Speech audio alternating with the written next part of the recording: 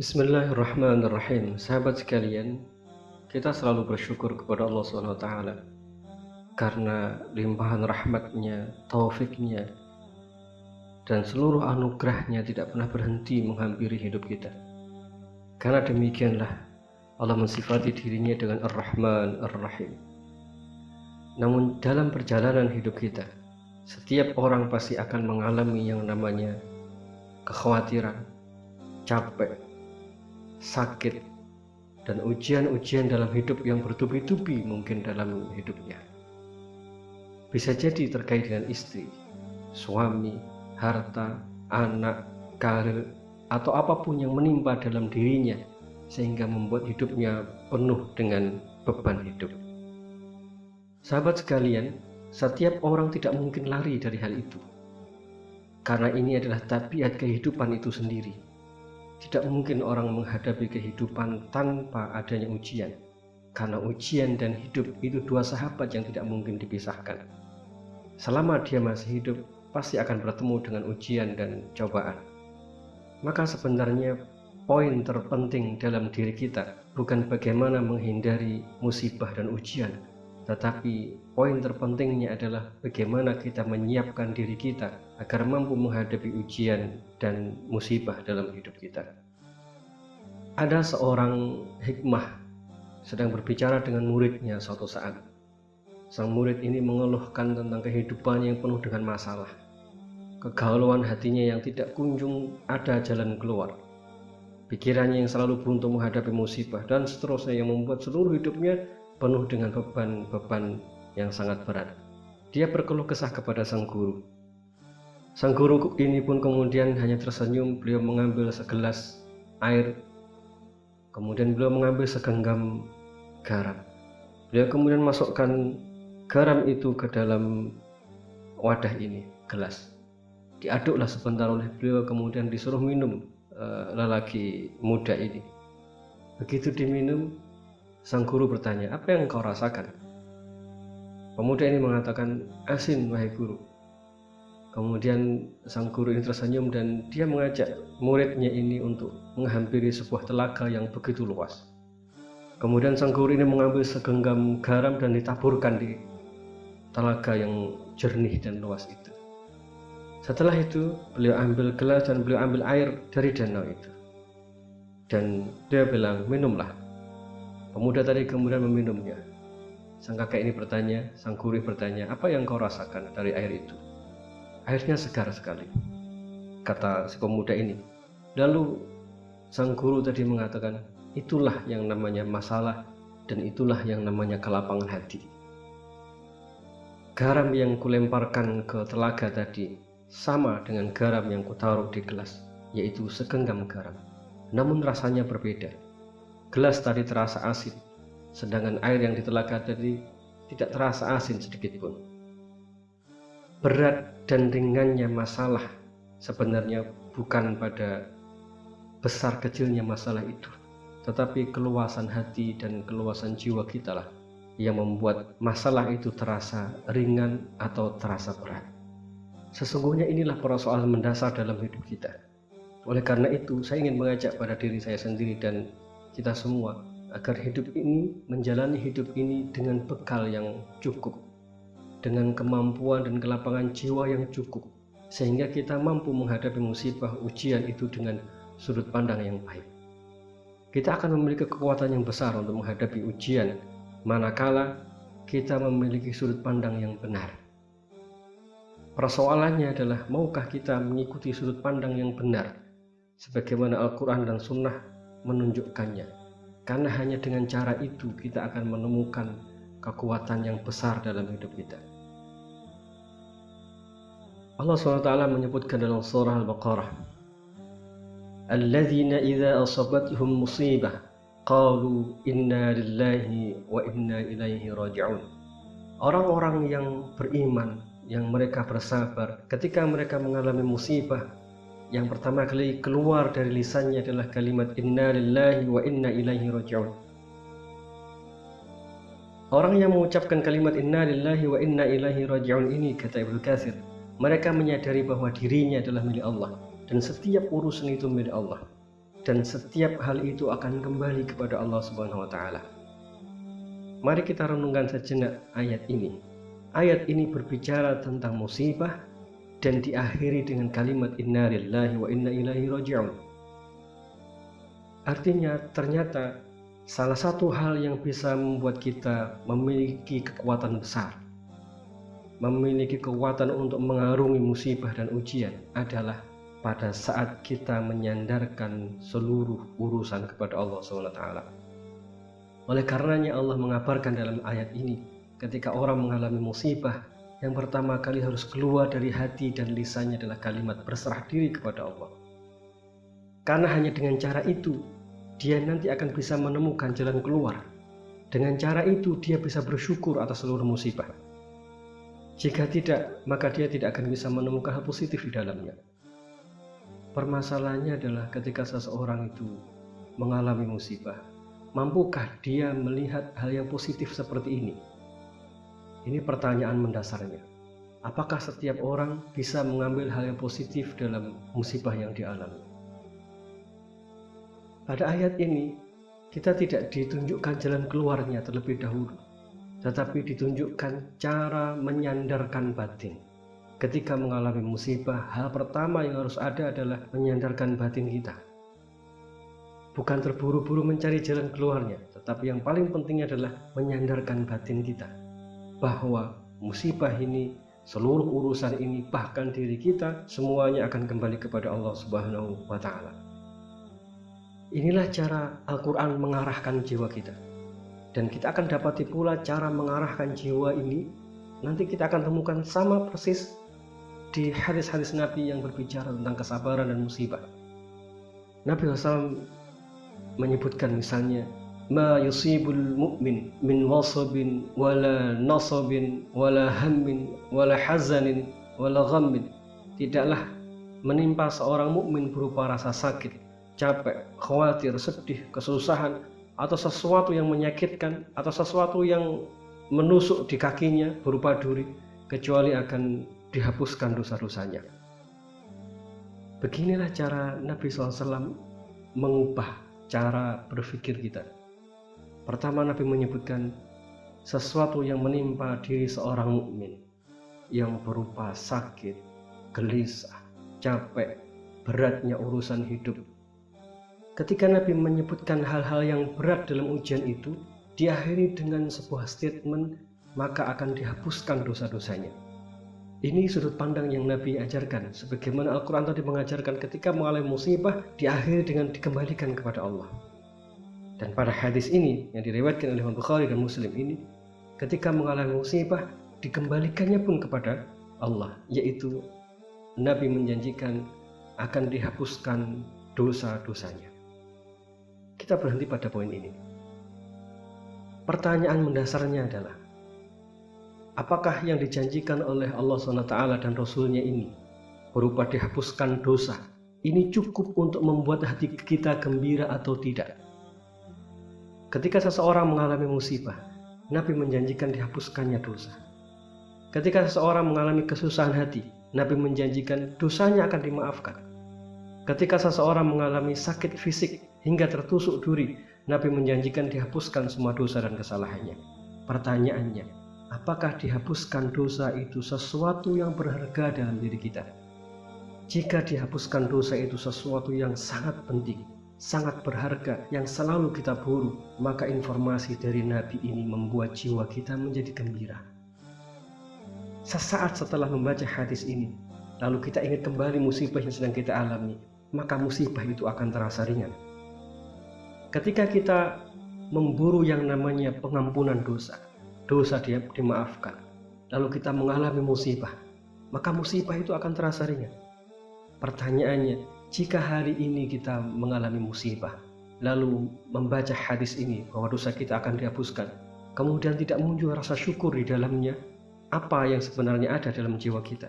Itu artinya yang selama ini kita buru berupa dihapuskannya dosa itu masih tanda tanya. Betulkah dihapuskannya dosa itu sesuatu yang sangat berharga dalam jiwa kita?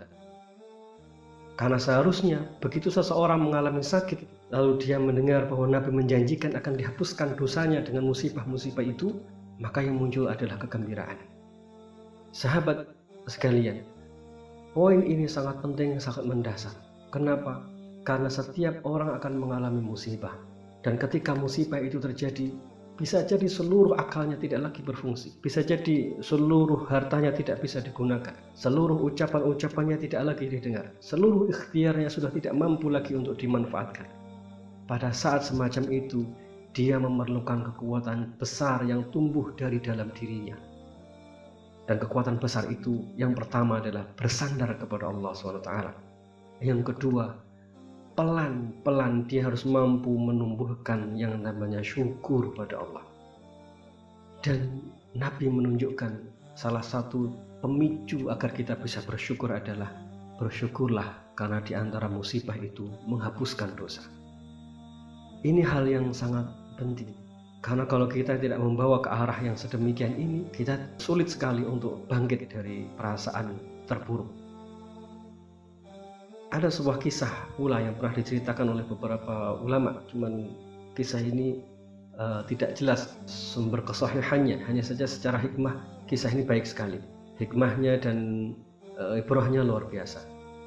Saya ingin ceritakan kisah ini agar kita punya sudut pandang yang baik atau positif menghadapi problem bersama keluarga. Suatu saat ada seorang raja yang sangat baik. Raja ini punya menteri kepercayaan yang sangat baik pula. Keistimewaan sang menteri ini adalah ketika dia ketemu dengan orang dan orang itu memiliki problem, mengalami musibah, kecelakaan atau apapun, dia selalu mengucapkan apa yang Allah tentukan itulah yang terbaik. Setiap kali dia ketemu dengan orang yang mengalami musibah, dia selalu mengucapkan apa yang Allah tentukan itulah yang terbaik. Setiap kali ketemu dengan orang yang mengalami kesulitan, dia selalu bilang apa yang Allah tentukan itulah yang terbaik. Hingga suatu saat sang raja ini, dia mengalami musibah hingga satu jarinya, jari telunjuknya terpotong. Dan menteri ini mengucapkan kalimat yang sama. Dia bilang kepada sang raja, apa yang Allah tentukan itulah yang terbaik. Rupanya sang raja ini emosi, marah dia mendengar kalimat dari menteri kepercayaannya ini. Bagaimana baik jari saya hilang? Sambil emosi kemudian dia bilang kepada prajurit-prajuritnya agar menteri ini dipenjarakan. Begitu menteri ini digelandang dibawa oleh para prajuritnya, menteri ini bilang lagi, apa yang Allah tentukan itulah yang terbaik. Berselang waktu setelah itu, sang raja ini berburu dengan beberapa prajuritnya. Dia bersama beberapa orang prajuritnya hingga sampai keluar wilayah kekuasaannya. Sampailah dia di sebuah daerah yang ternyata dia tidak sadar bahwa itu adalah daerah di luar wilayah kekuasaannya. Di sana ternyata tinggallah penduduk yang menyembah berhala, menyembah ruh-ruh. Dan akhirnya raja dan beberapa prajuritnya ini ditangkap oleh mereka. Penduduk di kampung itu, mereka sedang melakukan persembahan kepada berhala yang mereka sembah.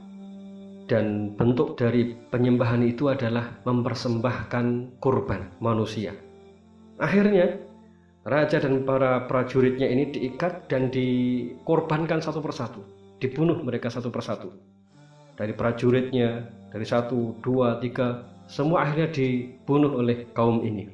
Tinggal satu orang, sang raja ini. Ketika hampir dibunuh, salah satu penduduk itu berteriak, jangan dibunuh laki-laki ini. Yang lain bertanya, kenapa tidak boleh dibunuh? Karena kita harus mempersembahkan yang terbaik untuk berhala-berhala ini. Sedangkan laki-laki ini, dia cacat, jarinya putus. Akhirnya sang raja ini dibebaskan oleh penduduk ini. Singkat cerita, kembalilah sang raja ini ke kerajaannya. dan dia mengatakan benar apa yang dikatakan oleh menteri tadi.